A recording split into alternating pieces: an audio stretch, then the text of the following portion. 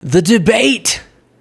Everyone's looking forward to it, at least in the circles that I exist in. But if you're in a different space than me, maybe a MAGA space, there does seem to be some dread, interestingly. And I want to show you some reporting about that, the freak out that's going on around Trump. And then show you some just boom, boom, boom ads that the Vice President Kamala Harris campaign have dropped leading up to this debate, and one that they're going to be running during the debate, I think on Fox News specifically, so that all the people who are going to be tuning in to see the orange Jesus they love so dear will have to be confronted with things that they don't want to hear. But first, here's some reporting from the New Republic. Team Trump is freaking out that he'll blow the debate with Harris. Donald Trump's campaign team is worried that he's going to mess up in his debate against Vice President Kamala Harris Tuesday. The staffers reportedly don't know if a happy Trump or angry Trump will show up at the National Constitution Hall in Philadelphia, where ABC News will be hosting the debate, according to unnamed sources who spoke to The Guardian. Trump is frustrated, I should say. If Trump is frustrated, he may resort to personal insults, taking aim at Harris's race and gender, and hurting voters' perceptions, which some of his fellow Republicans have criticized as counterproductive. Trump could also go into one of his angry rants, which gets his MAGA base excited, but could alienate independent and swing voters. And think about the difference in this debate. We can all admit, even with the efficacy of his presidency, Biden's debate performance was one of the worst that we've seen.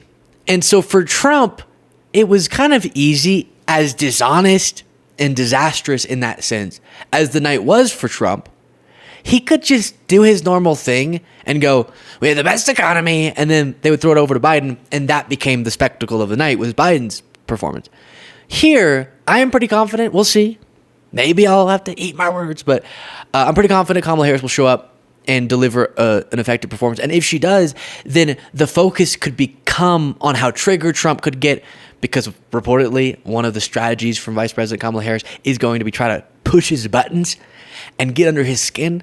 And then she delivers a professional presidential debate performance, and he does his normal sort of NABJ type thing where he's confronted, especially when it's a woman confronting him, he really spirals out of control, and that's what he's going to have to deal with. And hopefully he won't have the discipline to keep it together.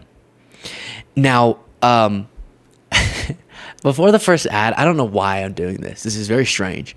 But we've been hearing the Trump team is panicking, but also MAGA media folks out there are panicking. In a different segment, you can watch it after this one if you're watching on YouTube. But we covered Alex Jones's conspiracy theories about how Kamala Harris is going to be drugged and blah, blah, blah. And so, again, those conspiracies about Kamala Harris, she's going to be drunk and drugged and out of her mind, are coming from this guy. Jones, I think everybody needs a war cry, man. Can you muster a war cry? It's a big joke. It's not really, though. I mean, it is, but it isn't. It's also inspiring. It's my resistance. God's transmission. It's a human under attack.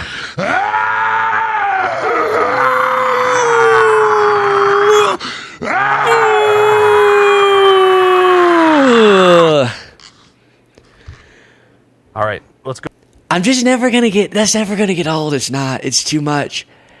And it's apparently him who's credibly accusing Kamala Harris of being on something. Alex. And again, I'm too caught up in how silly that was. I know we're sort of rehashing a segment for our full show viewers, but in that segment, he said, you know, and she's going to be drunk, but like that's an everyday thing. So is it, Alex? For her, is it an everyday thing? Okay. Now, here's the first ad. I think this is the one they're going to run during the debate. In 2016, Donald Trump said he would choose only the best people to work in his White House. Now those people have a warning for America. Trump is not fit to be president again. Here's his vice president.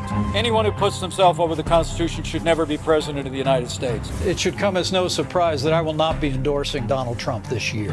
His defense secretary. Do you think Trump can be trusted with the nation's secrets ever again? No. I mean, it's just irresponsible action that places our service members at risk, places our nation's security at risk. His national security advisor. Donald Trump will cause a lot of damage. The only thing he cares about is Donald Trump. And the nation's highest-ranking military officer. We don't take an oath to a king or a queen or to a tyrant or a dictator. And we don't take an oath to a wannabe dictator. Take it from the people who knew him best. Donald Trump is a danger to our troops and our democracy. We can't let him lead our country again. I'm Kamala Harris, and I approve this message. Yeah. That's brutal. And perfect, because for someone who's maybe an independent voter or a Republican but open-minded to maybe, are they going to be as compelled by Vice President Kamala Harris making the case for herself? Because both candidates in an ad will seem good. It's made to make them look good. But Trump's own former officials, former vice president, former defense secretary, former chairman of the Joint Chiefs of Staff, saying this guy's unfit.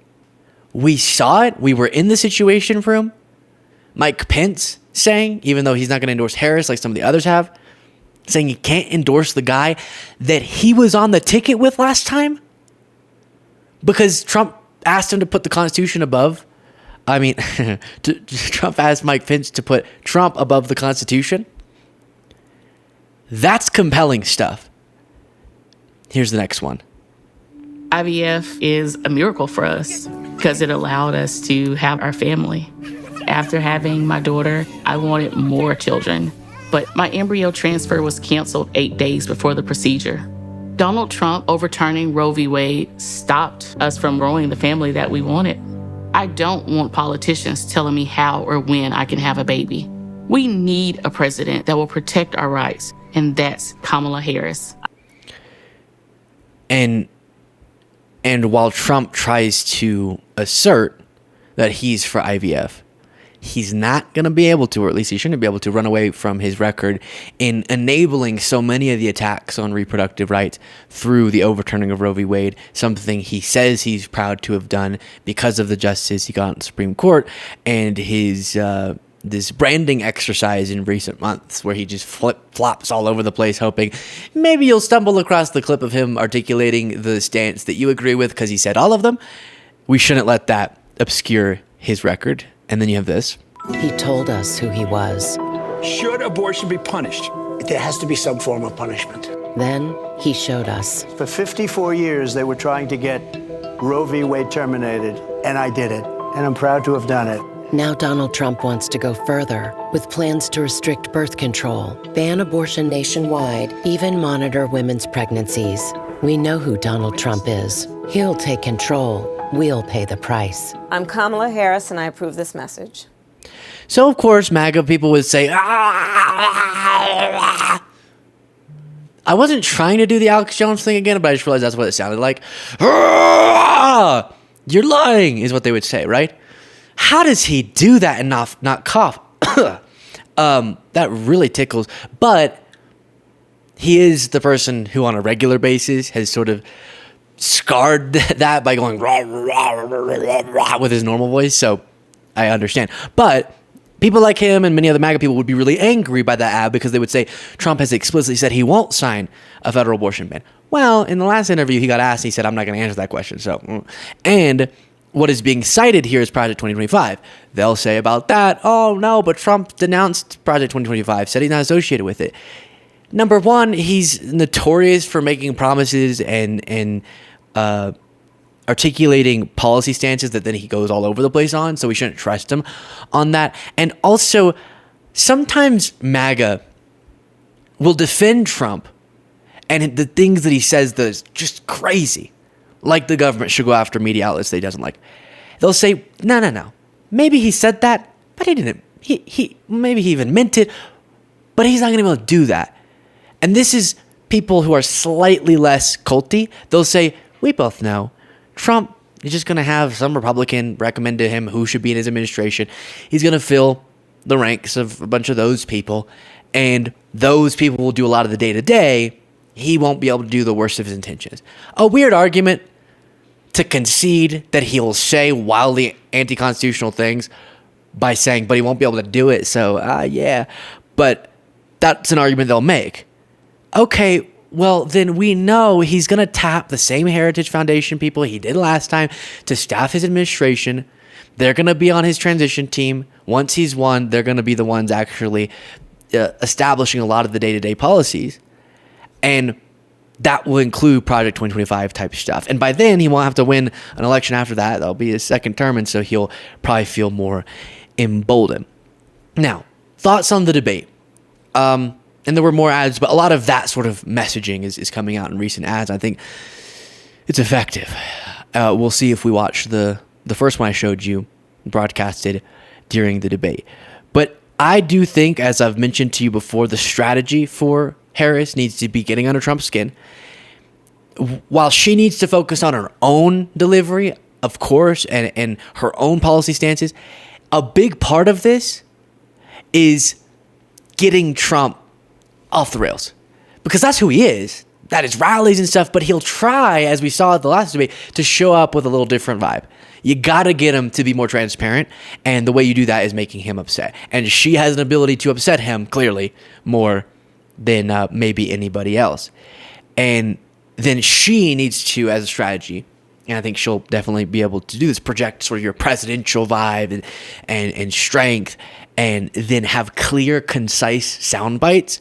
One thing that Biden, aside from the general concern, the cognitive concerns that came up because of that debate, also strategically, he clearly way over prepped and started to try to say all these different numbers and stuff, and it would come out all jumbled.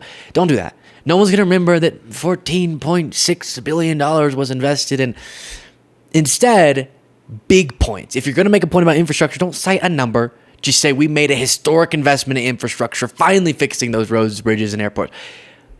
That's the thing Trump, as dishonestly as he does well, is he'll just repeat something over and over and over. So Kamala Harris needs to repeat over and over on all of her big issues these clear, concise sound bites that fit in sort of your bumper sticker type thought, not long jumbles. Here's something super intellectual that I can explain to you. And then on the issues, we're going to have a good response on border. Yes, bring up the border security bill. She's been doing that. She's going to do it. Republicans obstructed it. Why they do that? They don't actually want solutions. They just like the problem. But also be prepared to answer for the larger border encounters effectively.